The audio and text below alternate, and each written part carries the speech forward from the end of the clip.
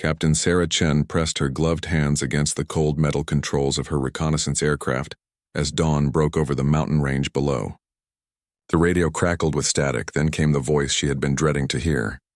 Phoenix 1, this is command. We have a situation developing in Sector 7. General Morrison's convoy was attacked 12 hours ago. He's missing, presumed captured. Sarah's heart sank. General Morrison had been like a father to her during her early military career. He was the one who had believed in her. When others doubted that a woman could handle solo reconnaissance missions deep behind enemy lines, now he was in danger and she was hundreds of miles away on a routine patrol mission. Phoenix 1, do you copy? The voice repeated. This is Phoenix 1, I copy, command. What are my orders? Return to base immediately. This is not your mission, Captain. We're sending in a full rescue team. Sarah looked at her fuel gauge and navigation system. She was already closer to Sector 7 than any rescue team could be for the next 6 hours. Every minute counted when someone was held prisoner by enemy forces. She had seen what happened to captured officers before. The thought of General Morrison suffering that fate made her stomach turn. Command, I'm requesting permission to investigate. I'm only 40 minutes from the last known position. Negative, Phoenix 1.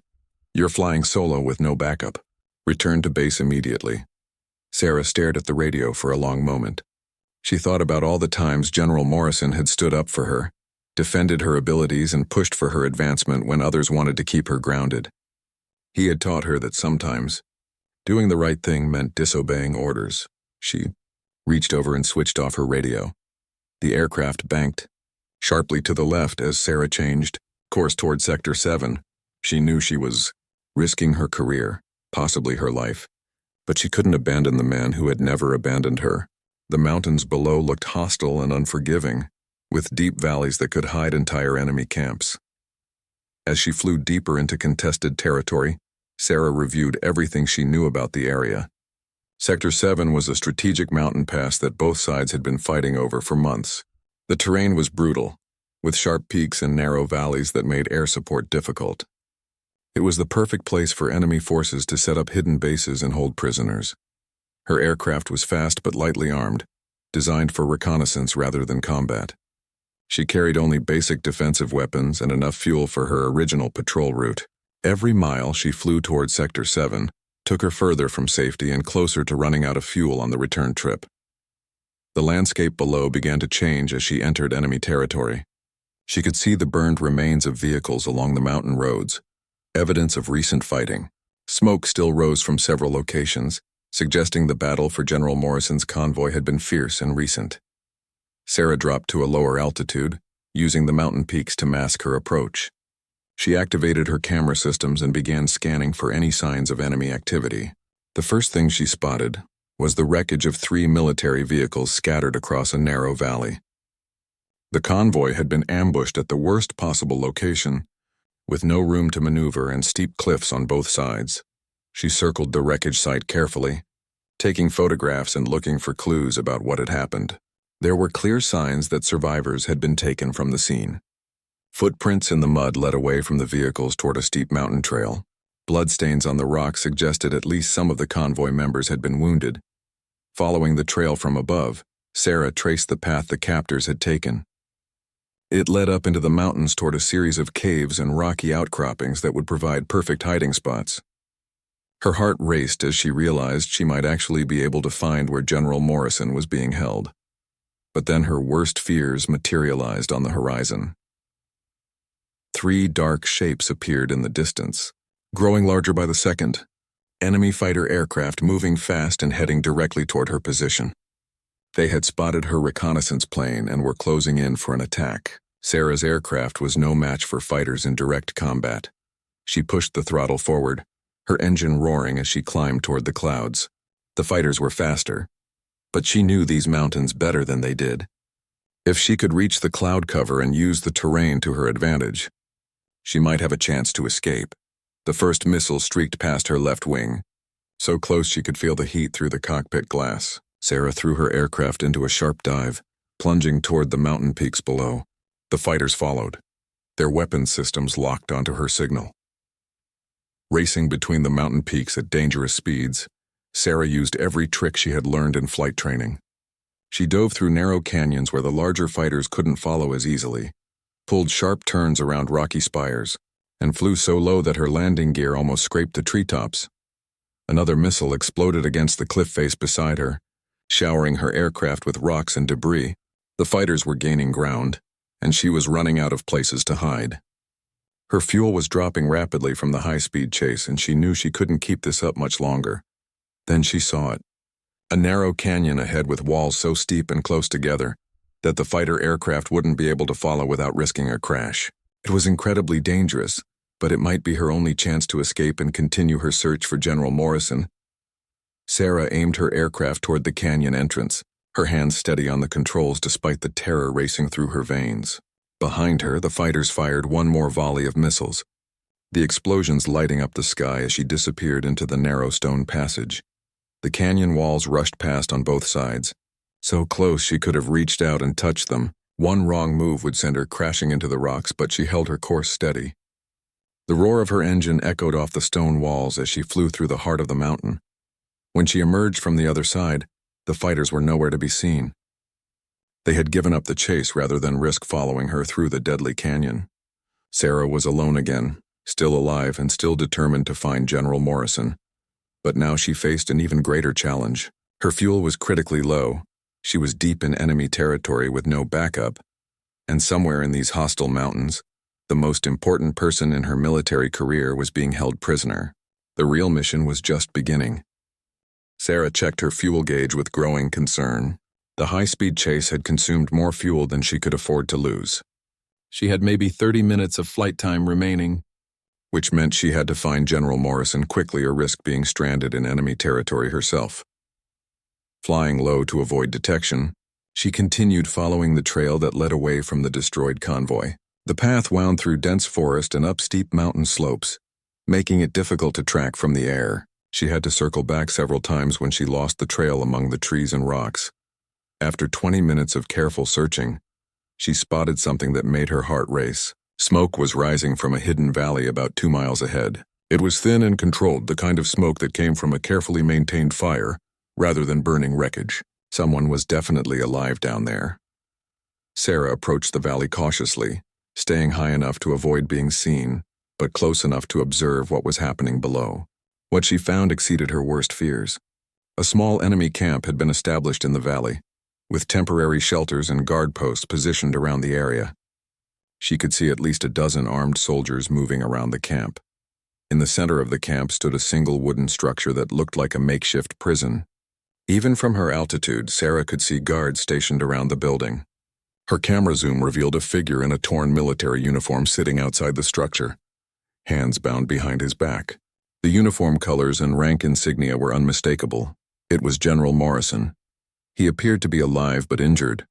Even from a distance, Sarah could see blood on his uniform and the way he favored his left arm. The sight of her mentor in such condition filled her with both rage and determination. But rescuing him would be impossible with her current resources. She was one person in a reconnaissance aircraft against a well-armed enemy camp. Sarah circled the valley once more, taking detailed photographs and mapping the camp layout. She counted guard positions, identified weapon emplacements, and looked for potential weaknesses in their defenses. The enemy had chosen their location well. The valley was surrounded by steep cliffs that would make a ground assault nearly impossible. As she completed her reconnaissance, Sarah noticed something troubling. Several of the enemy soldiers were looking up at the sky and pointing in her direction. Despite her efforts to stay hidden, they had spotted her aircraft. She watched through her camera as soldiers ran to what looked like anti-aircraft weapons positioned around the camp. The first tracer rounds began streaking past her aircraft before she could react. The enemy had surface-to-air missiles and machine guns specifically designed to bring down aircraft like hers. Sarah banked sharply to the right, diving toward the protection of the mountain peaks as more gunfire erupted from the valley below. A missile exploded dangerously close to her tail section, and she felt the aircraft shudder from the impact of shrapnel. Warning lights began flashing on her control panel, indicating damage to her hydraulic systems. The aircraft was still flying, but it was badly wounded and losing responsiveness. Sarah pushed her damaged plane behind a large mountain peak, temporarily breaking the line of sight with the enemy gunners. She had maybe 10 minutes of fuel remaining and her aircraft was barely holding together. The smart thing to do would be to head for friendly territory immediately and call for backup. But as she looked back toward the valley where General Morrison was being held, she realized that backup might arrive too late. She had seen enemy camps before, and she knew they didn't stay in one location for long. By the time a rescue team could reach this area, the prisoners would likely be moved to a more secure location deep behind enemy lines. An desperate idea began forming in her mind. It was incredibly dangerous and probably suicidal, but it might be the only chance to save General Morrison. Her aircraft was damaged and nearly out of fuel, but it still had one advantage. It was fast and maneuverable compared to anything the enemy had on the ground. Sarah began looking for a suitable landing site near the enemy camp. She needed somewhere flat enough to set down her aircraft, but hidden enough that the enemy wouldn't spot her immediately. About half a mile from the camp, she found a small clearing surrounded by thick forest. It would be a rough landing on uneven ground, but it was her best option. She circled the area once more, checking for enemy patrols and planning her approach. The clearing was barely large enough for her aircraft, and she would have to come in at a steep angle to clear the surrounding trees. With her damaged hydraulics, it would be nearly impossible to execute a safe landing. But Sarah had made her decision. She couldn't abandon General Morrison, and she couldn't wait for backup that might never arrive in time. She was going to land in enemy territory and attempt a rescue mission with nothing but her sidearm and her determination. The descent toward the clearing was terrifying. Her damaged aircraft responded sluggishly to the controls, and she had to fight to keep it level as she approached the tree line. Branches scraped against her wings as she dropped into the forest canopy, and for a moment she thought she was going to crash into the trees. Then suddenly she was in the clearing, her landing gear hitting the uneven ground hard enough to throw her forward against her restraints. The aircraft bounced twice, skidded sideways through the grass, and finally came to rest against a fallen log at the far end of the clearing. Sarah sat in the cockpit for a moment, hardly believing she had survived the landing. Her hands were shaking and her ears were ringing from the impact. But she was alive, and more importantly, she was now on the ground within striking distance of the enemy camp. She quickly gathered her survival gear and checked her weapon. She had her service pistol with 2 spare magazines, a combat knife, a small first aid kit, and emergency rations for 3 days. It wasn't much for a rescue mission against a dozen armed enemies, but it would have to be enough. Before leaving the aircraft, Sarah activated her emergency beacon and recorded a message explaining her location and situation. If she didn't make it back, at least the rescue teams would know where to find General Morrison. She also destroyed her navigation systems and classified equipment to prevent them from falling into enemy hands. The forest around the clearing was eerily quiet as Sarah began making her way toward the enemy camp. Every sound seemed amplified in the stillness. The crunch of leaves under her feet, the distant call of a bird, the whisper of wind through the trees. She moved carefully from tree to tree, constantly listening for signs of enemy patrols. After 30 minutes of careful movement through the forest, Sarah reached a ridge overlooking the enemy camp. From this vantage point, she could see the entire valley and plan her approach. The guards seemed relaxed, confident that their prisoner was secure and that no rescue attempt was coming. They had no idea that a determined female aviator was about to prove them very wrong. Sarah checked her watch and began counting the guard rotations, looking for patterns in their movements. She had one chance to get this right, and failure would mean death or capture for both herself and General Morrison. But as she watched her mentor sitting bound and injured in the enemy camp below, she knew she had to try. Sarah spent 2 hours observing the enemy camp from her hidden position on the ridge. She carefully noted every detail of their routine, timing the guard changes and mapping their patrol routes. The enemy soldiers appeared confident and relaxed, clearly not expecting any rescue attempt in such remote territory. The camp held 12 soldiers that she could count, armed with assault rifles and light machine guns. They had positioned their prisoner, General Morrison, in a wooden structure at the center of the camp where he could be easily watched. 2 guards were always stationed near the building, while others patrolled the perimeter or rested in their shelters. What concerned Sarah most was the general's condition. Through her binoculars, she could see that his injuries were worse than she had initially thought. His left arm hung uselessly at his side, suggesting a broken bone or severe wound. He moved slowly and appeared to be in significant pain. Even if she could reach him, she wasn't sure he would be able to move quickly enough to escape. As the afternoon wore on, Sarah began to notice patterns in the guards' behavior. They changed shifts every 3 hours, and during each change there was a brief period when the guards gathered near the main shelter to receive new orders. This left only one sentry watching General Morrison for about 5 minutes. It wasn't much time, but it might be enough. The biggest challenge would be getting close to the camp without being detected. The valley offered little cover, with open ground extending for several hundred yards in all directions around the prisoner structure. Any approach would require crossing this open area while avoiding detection by the roaming patrols.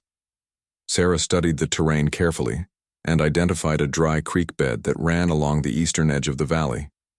It was partially hidden by scattered rocks and scrub brush, and it led to within 50 yards of where General Morrison was being held. If she could reach the creek bed without being seen, she might be able to get close enough to attempt a rescue. But first, she needed to create a distraction that would draw the guards' attention away from their prisoner. Sarah remembered the emergency flares in her survival kit. If she could position them correctly and set them off at the right moment, she might be able to confuse the enemy and create the chaos she needed. As evening approached, Sarah began moving down from the ridge toward the valley floor. She moved incredibly slowly, taking nearly an hour to cover what should have been a 10-minute walk. Every few steps she would freeze and listen for any sound that might indicate she had been spotted. The forest around the valley was thick enough to provide good cover, but she knew that one careless move could expose her position.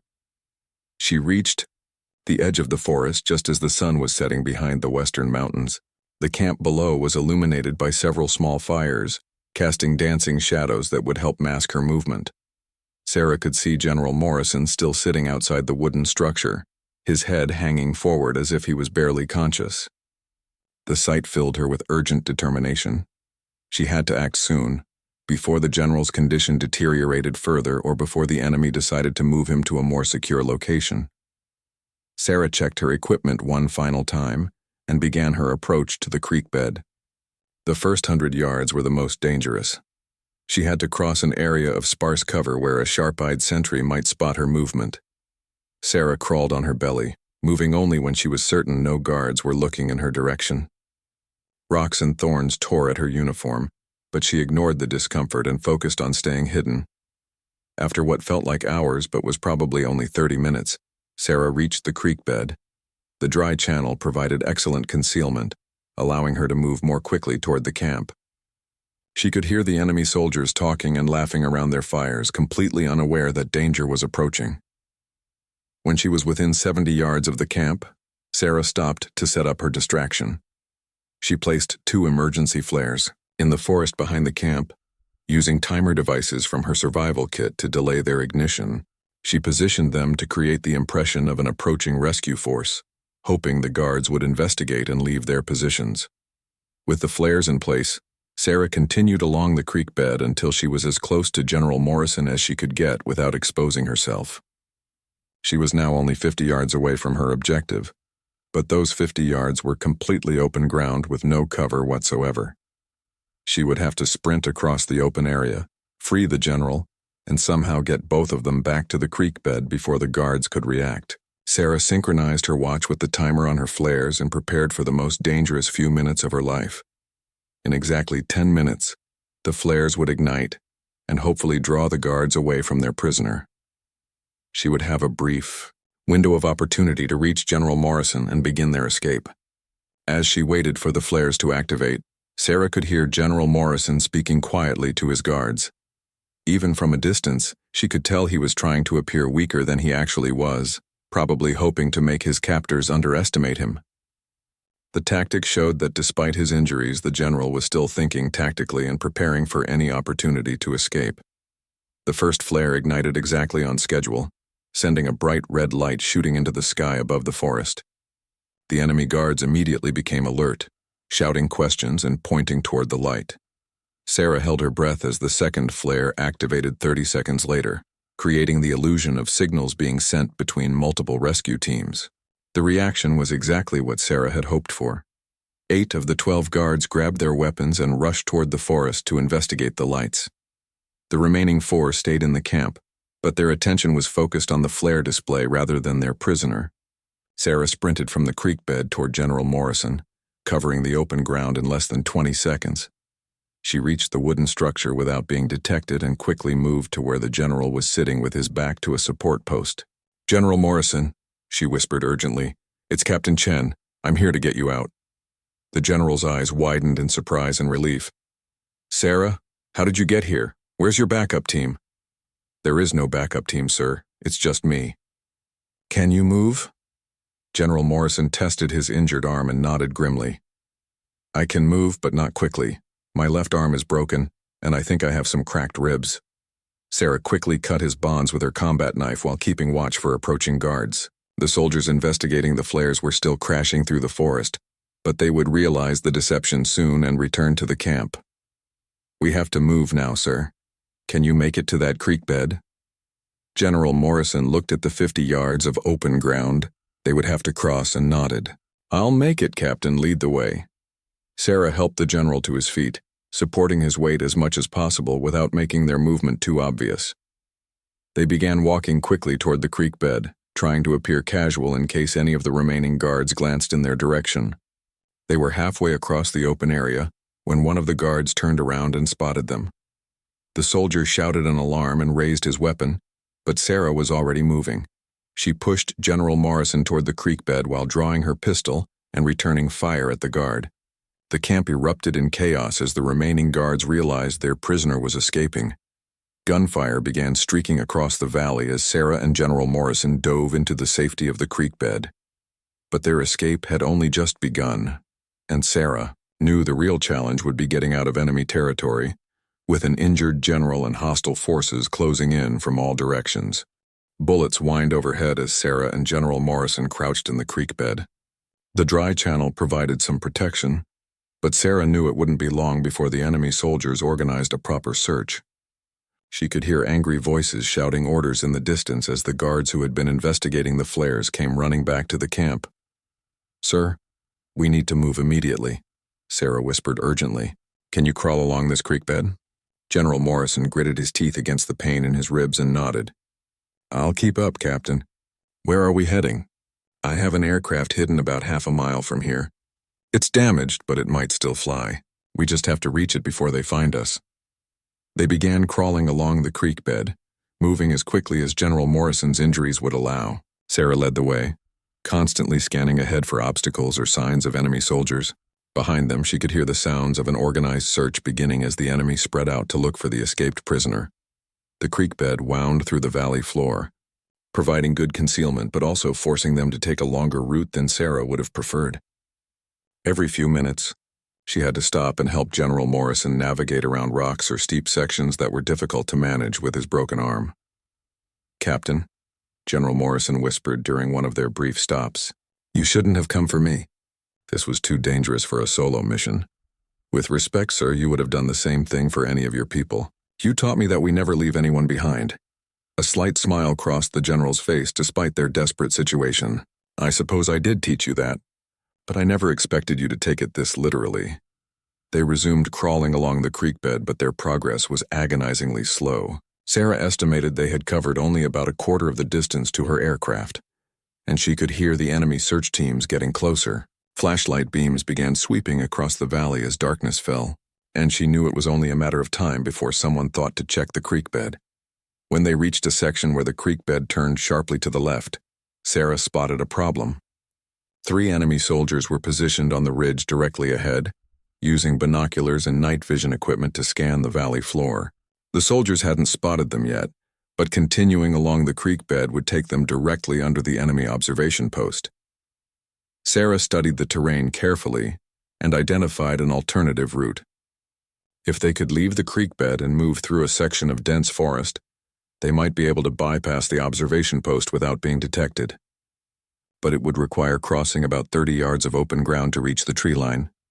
"Sir, we have a problem," she whispered, pointing toward the enemy soldiers on the ridge. "We need to change routes." General Morrison looked at the soldiers and then at the open ground they would have to cross. That's going to be risky with my mobility issues. I know, sir. But staying in this creek bed is going to get us captured. Those soldiers will think to search down here eventually. Sarah waited for a moment when all 3 soldiers on the ridge were looking in other directions, then helped General Morrison out of the creek bed.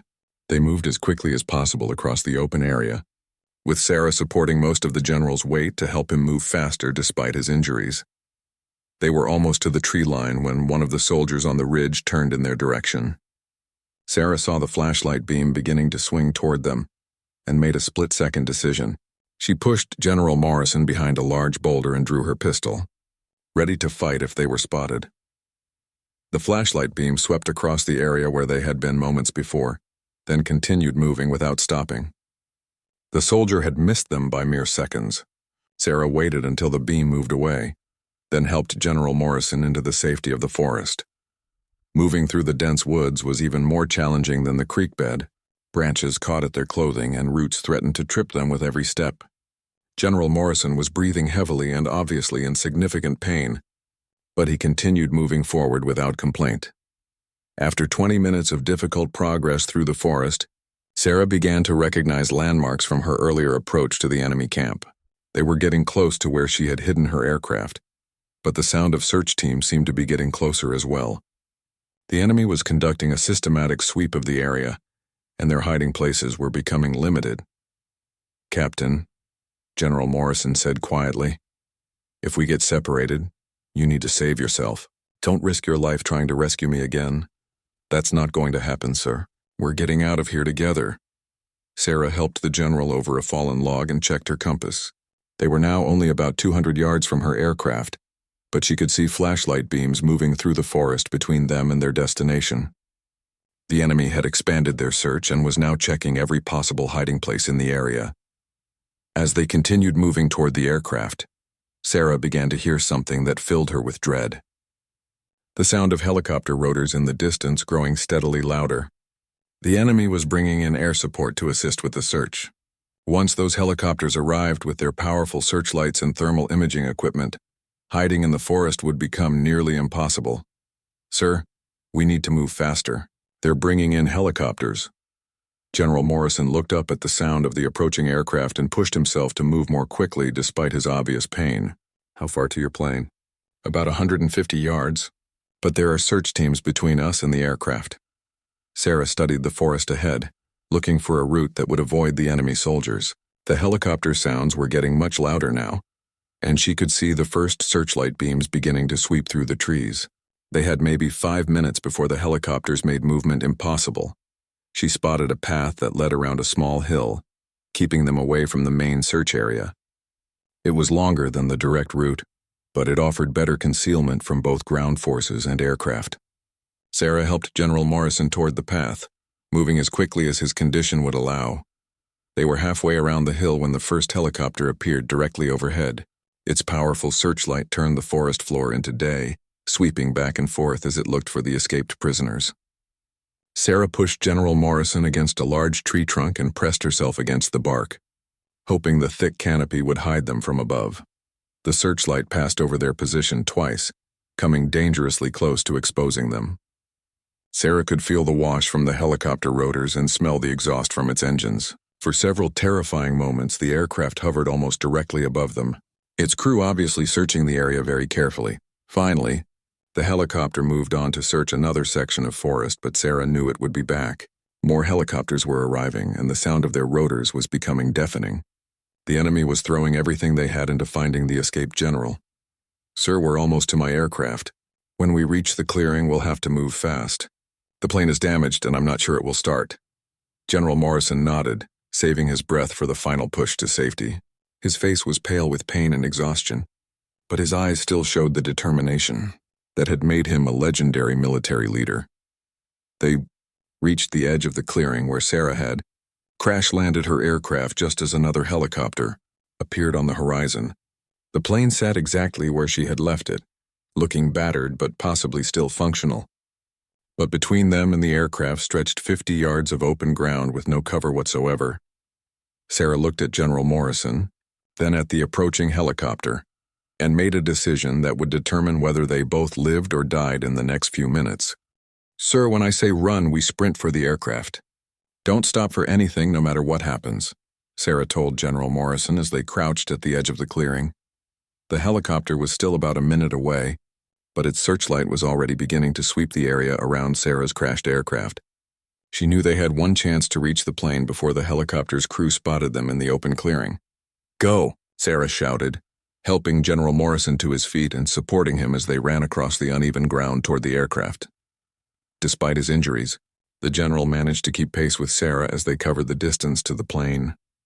Her heart pounded as she expected to hear shouts or gunfire at any moment. But they reached the aircraft just as the helicopter's searchlight began sweeping toward their position. Sarah threw open the cockpit and helped General Morrison climb into the back seat, then quickly strapped him in while checking her instrument panel. The aircraft had taken damage during the rough landing, but the engine indicators looked functional. She just had to hope it would start, and that the damaged hydraulics would hold together long enough to get them airborne. The helicopter was now directly overhead, its searchlight illuminating the entire clearing. Sarah could see the crew looking down at her aircraft, and she knew they had been spotted. Radio chatter erupted from the helicopter as the crew reported finding the escape vehicle. "Hold on, sir," Sarah called back to General Morrison as she hit the engine start switch. The engine turned over once, twice, then caught with a roar that seemed impossibly loud in the quiet forest. Sarah didn't wait for a proper warm-up procedure. She pushed the throttle forward and began rolling across the rough clearing, bouncing over rocks and fallen branches as she tried to build enough speed for takeoff. The helicopter above them began descending, trying to block their escape route. Sarah could see soldiers rappelling down ropes from the aircraft, hitting the ground behind her plane as she accelerated toward the tree line at the far end of the clearing. Gunfire erupted from the soldiers on the ground, bullets striking the ground around her aircraft as she fought to get airborne. The plane lifted off just as she reached the trees, her landing gear barely clearing the forest canopy, as enemy rounds punched holes through her wings. "We're airborne," Sarah called back to General Morrison, but her relief was short-lived. The helicopter was following them, and she could see 2 more aircraft approaching from the direction of the enemy camp. Her damaged plane was no match for military helicopters in a direct chase. The first helicopter opened fire with its machine guns, tracers streaking past Sarah's cockpit as she threw the aircraft into a sharp turn to avoid the gunfire.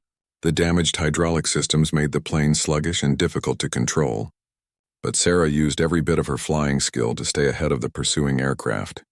She dove toward the mountain peaks, hoping to use the terrain to break contact with the helicopters. The enemy pilots were skilled, but they were flying larger, less maneuverable aircraft that couldn't follow her through the narrow mountain passes as easily. A burst of machine gun fire ripped through her right wing, sending fragments of metal flying past the cockpit windows. Warning lights flashed on her instrument panel as systems began failing from the battle damage. The aircraft was dying around her, but she had to keep it flying long enough to reach friendly territory. "How are you doing back there, sir?" Sarah called to General Morrison over the noise of the engine and wind rushing through the bullet holes in the fuselage. "Still here, Captain. How far to safety?" Sarah checked her navigation system, trying to calculate their position while avoiding another burst of gunfire from the pursuing helicopters. "About 15 minutes to friendly airspace if we can stay airborne that long." The second helicopter had positioned itself ahead of their flight path, trying to force Sarah to turn back toward enemy territory. She could see the door gunners preparing to fire as she approached their position. With her damaged aircraft, she couldn't outmaneuver 2 helicopters working together. But Sarah had one advantage the helicopter crews didn't expect. She knew these mountains intimately from years of flying patrol missions in the area. There was a narrow canyon ahead that the helicopters couldn't enter safely, but her smaller aircraft might be able to navigate if she was willing to take an enormous risk. "Sir, this is going to get rough," Sarah warned as she aimed her aircraft toward the canyon entrance. The canyon walls were so narrow that her wingtips came within feet of striking the rock faces on either side. The damaged aircraft shuddered and bucked in the turbulent air currents between the stone walls, and Sarah had to fight the controls constantly to keep from crashing.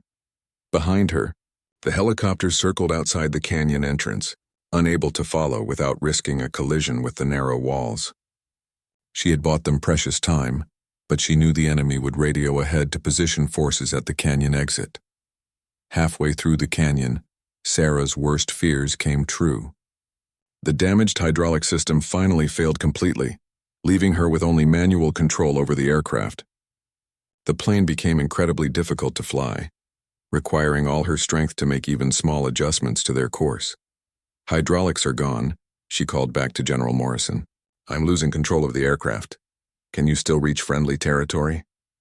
Sarah struggled with the controls as the aircraft bucked and rolled unpredictably. "I'll get us there, sir. But the landing is going to be rough." They emerged from the canyon to find clear skies ahead, but Sarah's relief was short-lived. 2 more enemy helicopters were waiting for them, positioned to intercept their escape route. The enemy had anticipated her use of the canyon and had radioed ahead to set up an ambush. Sarah's damaged aircraft was now barely controllable, with the manual flight systems requiring constant attention just to keep them airborne. The engine was running rough, probably damaged by the gunfire they had taken during their escape from the clearing. She could smell smoke coming from somewhere in the aircraft, and her fuel gauge was dropping rapidly. The waiting helicopters opened fire immediately, their machine guns sending streams of tracer rounds across Sarah's flight path. She pulled back on the controls with all her strength, climbing toward the cloud cover that might provide concealment from the enemy aircraft. A burst of gunfire stitched across her left wing, tearing large holes in the metal and causing the aircraft to roll violently to one side. Sarah fought to regain control, but the plane was becoming increasingly unstable as more systems failed from battle damage. "Sir, I don't think we're going to make it to friendly territory," Sarah admitted as she struggled with the failing controls. "The aircraft is too badly damaged." General Morrison leaned forward in his seat, looking at their desperate situation. "Is there anywhere we can set down before this thing comes apart?" Sarah scanned the terrain ahead, looking for any flat area where she might be able to attempt an emergency landing. The mountains stretched endlessly in all directions, with nothing but steep slopes and rocky peaks as far as she could see. But then she spotted something that gave her hope. About 5 miles ahead, she could see a small valley with what appeared to be a flat area near a mountain lake. It wasn't much, but it might be large enough for a crash landing if she could reach it before the aircraft completely fell apart. "There's a valley ahead with a possible landing site," she told General Morrison, "but we have to get past those helicopters first."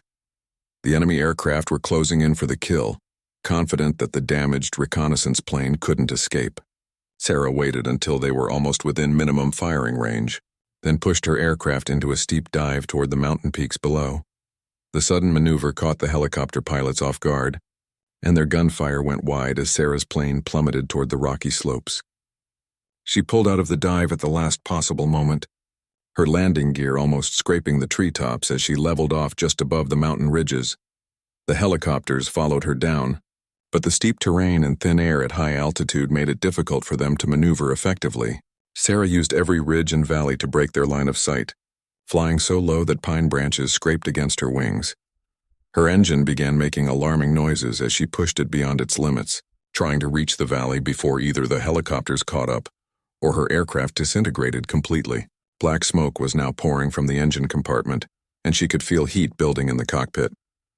"Almost there, sir," Sarah called back to General Morrison as the valley came into view ahead. "When we touch down, we'll have to move fast. This plane might catch fire." The lake in the valley was small, but the flat area beside it looked just large enough for an emergency landing. Sarah lined up her approach, knowing she would only get one chance to get it right. With no hydraulics and a failing engine, any mistake would be fatal. The helicopters appeared over the ridge behind them just as Sarah began her final approach. Machine gun fire erupted again, bullets striking the water and sending up geysers as the enemy crews tried to prevent their landing. Sarah brought the aircraft down hard on the rocky shore beside the lake, the landing gear collapsing immediately as they hit the uneven ground. The plane skidded across the rocks and sand, spinning sideways before finally coming to rest against a pile of boulders at the water's edge. Flames began licking up from the engine compartment as Sarah threw off her restraints and turned to help General Morrison. "Sir, we have to get out now." She helped the injured general from the burning aircraft, just as the first helicopter settled into a landing nearby. Enemy soldiers began jumping out and advancing toward the crashed plane, their weapons ready. Sarah grabbed her survival gear and helped General Morrison move away from the burning aircraft, toward the shelter of some large rocks near the lake shore. They had survived the crash, but they were still deep in enemy territory with hostile forces closing in from all directions. As she looked at their impossible situation, Sarah realized that their escape was far from over. The real fight for survival was just beginning. Sarah and General Morrison crouched behind the rocky outcropping as enemy soldiers spread out around the burning wreckage of her aircraft. The flames were growing larger, sending thick black smoke into the mountain air and making it difficult to see their surroundings clearly. "Sir, we need to move before they surround our position," Sarah whispered, checking her ammunition. She had only 2 magazines left for her pistol, hardly enough for a sustained firefight against a dozen enemy soldiers. General Morrison nodded, wincing as he shifted his broken arm. "What's our tactical situation, Captain?" Sarah quickly assessed their position. The lake stretched out behind them, offering no escape route unless they wanted to swim across open water under enemy fire. To their left and right, steep mountain slopes provided potential cover but would be difficult to climb with the general's injuries. Straight ahead, enemy soldiers were advancing methodically through the rocks. "We're surrounded on 3 sides, sir. Our only option is to try for the high ground and hope we can find better defensive positions." Before General Morrison could respond, gunfire erupted from the enemy positions.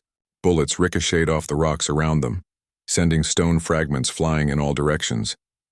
Sarah returned fire with her pistol, trying to keep the advancing soldiers at a distance while looking for an escape route. The helicopter crews had landed their aircraft and were now coordinating with the ground forces to ensure no escape was possible. Sarah could hear radio chatter in the distance as the enemy organized their final assault on the crash site. "Captain," General Morrison said quietly, "you've done more than enough. If you surrender now, they might treat you as a prisoner of war rather than executing you as a spy." "I'm not surrendering, sir." "And neither are you. We've come too far to give up now." Sarah spotted a narrow gully that led up the mountainside to their right. It would provide some cover from enemy fire, but reaching it would require crossing about 20 yards of open ground. With General Morrison's mobility limitations, it would be extremely dangerous. Another burst of gunfire forced them to press closer to their rocky shelter. The enemy was getting bolder, advancing from multiple directions now that they had confirmed the location of their targets. Sarah knew they had maybe 5 minutes before the soldiers would be close enough to rush their position. "Sir, there's a gully that might lead to better cover, but we'll have to move fast across open ground. Can you make it?" General Morrison looked at the distance they would have to cover and nodded grimly. "I'll make it, Captain. Lead the way."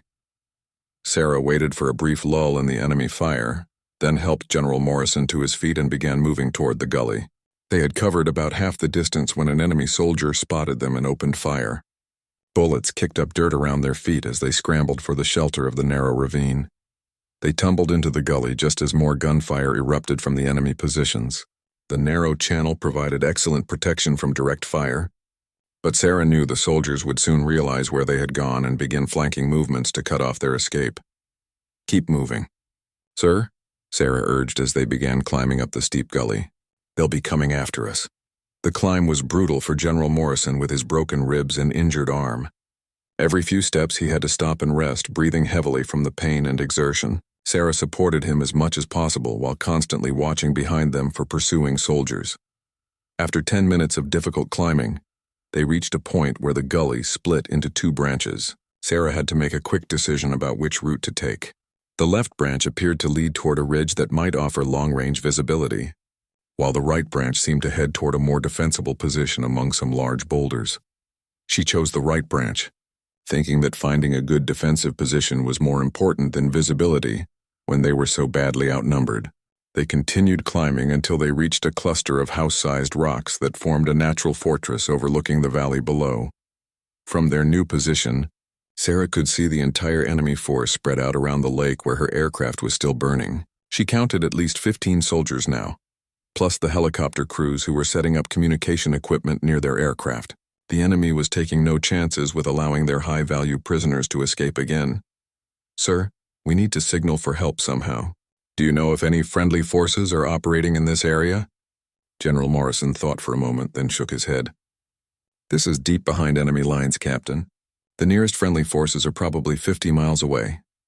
Sarah checked her emergency radio, but the battery was nearly dead, and she couldn't raise any response on the emergency frequencies. The mountains around them would make radio communication difficult even under the best conditions.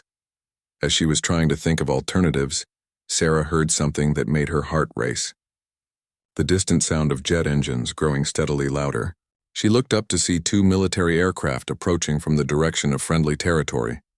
They were flying a search pattern, obviously looking for something or someone. "Sir, those look like our aircraft. They might be searching for us." Sarah quickly dug through her survival gear and found her signal mirror. She began reflecting sunlight toward the approaching aircraft, flashing the international distress signal while hoping they would see the reflection and investigate. The jets circled the area once, then began a lower approach toward the valley. Sarah continued signaling with the mirror, while General Morrison waved his good arm to attract attention. Below them, the enemy soldiers had also spotted the aircraft and were trying to take cover. One of the jets made a low pass over the valley, and Sarah could see the pilot clearly scanning the area below. The aircraft waggled its wings slightly, which she recognized as an acknowledgement signal. They had been spotted by friendly forces. But as Sarah watched the jet circle for another pass, she realized that rescue was still far from certain. The enemy forces were well armed and positioned to resist any rescue attempt, and the rocky terrain would make it nearly impossible for the jets to provide effective, close air support without risking hitting Sarah and General Morrison. The situation was about to become even more complicated when she saw additional enemy helicopters approaching from the east. The enemy was reinforcing their positions, obviously determined to prevent any rescue attempt from succeeding. Sarah looked at General Morrison, then at the approaching enemy aircraft, and realized that their ordeal was about to enter its most dangerous phase. The rescue forces had found them, but whether they could actually extract them from this remote mountain valley remained to be seen. The final battle for their freedom was about to begin, and Sarah knew that everything they had endured so far had been just preparation for the fight that was coming. The friendly jets made another low pass over the valley, and Sarah could see the pilot studying the tactical situation below. The enemy forces were well positioned and heavily armed, making any rescue attempt extremely dangerous. But as the aircraft climbed away from the valley, Sarah noticed something that filled her with hope. One of the jets was broadcasting on the emergency frequency, and despite her radio's weak battery, she managed to catch fragments of the transmission. Rescue helicopters were en route along with a full assault team. Help was coming, but it would take time to arrive. The problem was that time was something they didn't have. The enemy reinforcements were already landing in the valley, and Sarah could see soldiers beginning to climb up the mountainside toward their position. The enemy commanders had obviously decided to eliminate the escaped prisoners before any rescue force could arrive. "Sir, our people are coming, but we need to hold this position until they get here," Sarah told General Morrison as she checked her remaining ammunition. "How much time do we need to buy?" Sarah looked at her watch and estimated the distance the rescue force would have to travel. "Maybe 20 minutes, sir. 30 at the outside." General Morrison managed a weak smile despite their desperate situation.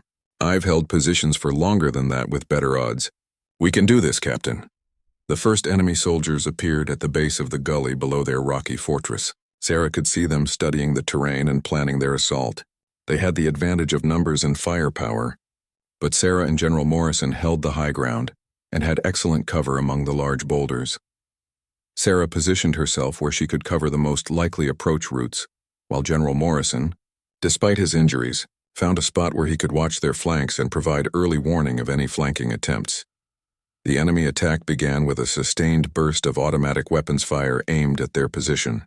Bullets ricocheted off the rocks around them, but the thick stone provided excellent protection. Sarah waited patiently for the enemy soldiers to expose themselves during their advance. When the first soldier appeared in her sights, climbing up the gully toward their position, Sarah fired 2 carefully aimed shots. The soldier fell back down the ravine, and the others immediately took cover. She had made it clear that advancing on their position would be costly.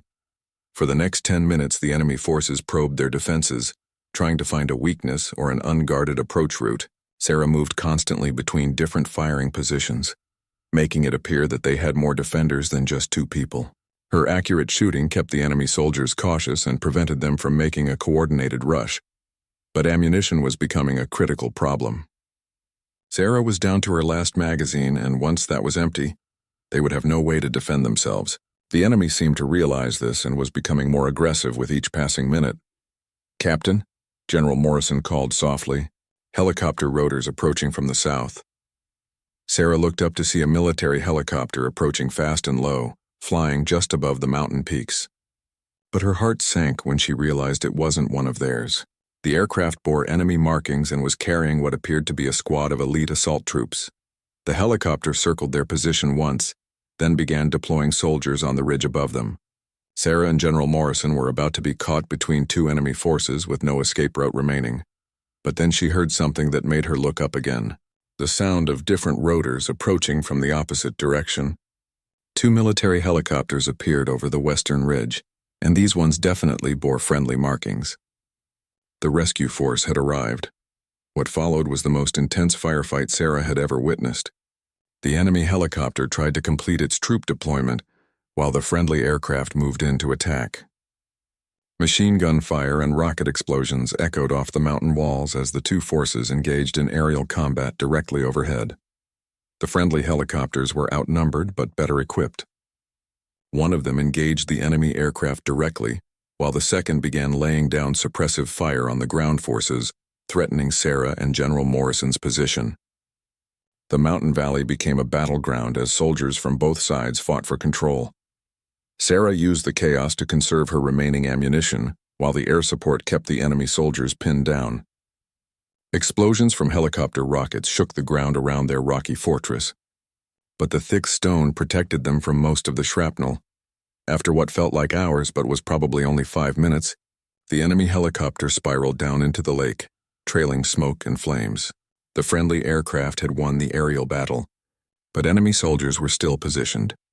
Throughout the valley and on the surrounding ridges, one of the rescue helicopters settled into a hover near Sarah and General Morrison's position while the other continued providing air support. A rope dropped from the aircraft and Sarah could see a rescue specialist rappelling down toward their location. "Sir, this is our chance," Sarah called to General Morrison. "Can you make it to the rope?" Despite his injuries, the general pushed himself to his feet and began moving toward the hovering helicopter. Sarah provided covering fire with her last few rounds as enemy soldiers tried to prevent the rescue. Bullets struck the rocks around them, but the helicopter's door gunner was laying down heavy suppressive fire that kept most of the enemy soldiers in cover. The rescue specialist reached their position and immediately began setting up a harness system to lift General Morrison to safety. Sarah continued watching for enemy threats while the specialist worked, her pistol now completely empty, but still useful for intimidation. General Morrison was lifted toward the helicopter first, his injured condition making him the priority for evacuation. Sarah watched him disappear into the aircraft, relief flooding through her as she realized they had actually succeeded in the rescue mission. The rescue specialist dropped back down for Sarah, but as they began their ascent toward the helicopter, enemy gunfire erupted from a new position. Several bullets struck the aircraft and Sarah could see the pilot struggling to maintain control as systems began failing from battle damage. They reached the helicopter just as the pilot announced, over the intercom, that they were losing hydraulic pressure and needed to get clear of the combat zone immediately. The aircraft lurched away from the mountain, climbing as rapidly as possible while the second helicopter continued engaging enemy forces below. As they flew toward friendly territory, Sarah looked back at the valley where her aircraft still burned beside the mountain lake. The rescue had succeeded, but it had taken 2 helicopters, a full assault team, and incredible coordination to extract them from the enemy position. General Morrison was already receiving medical attention from the helicopter's medic, but he insisted on speaking with Sarah before losing consciousness from the pain medication. "Captain Chen," he said weakly, "what you did today was beyond the call of duty. You saved my life at enormous personal risk." Sarah smiled as she finally allowed herself to relax for the first time in 24 hours. "Sir, you taught me that we never leave anyone behind. I was just following your example." As the rescue helicopter crossed into friendly airspace, Sarah reflected on the incredible series of events that had brought them to safety. She had started the mission as a routine reconnaissance pilot, but she was returning as something else entirely. She had proven that courage, determination, and skill could overcome almost impossible odds. General Morrison recovered fully from his injuries and continued his distinguished military career. He never forgot the young female aviator who had risked everything to save him from enemy captivity. Sarah's actions that day became legendary within the military, inspiring a new generation of pilots and proving that heroism comes in many forms. The valley where her aircraft crashed was eventually secured by friendly forces, but Sarah never returned to see it again. She preferred to remember it as the place where she discovered what she was truly capable of, when everything depended on her courage and determination. The mission had changed her forever, proving that sometimes the most important victories come not from following orders, but from following your conscience and never giving up on the people who matter most.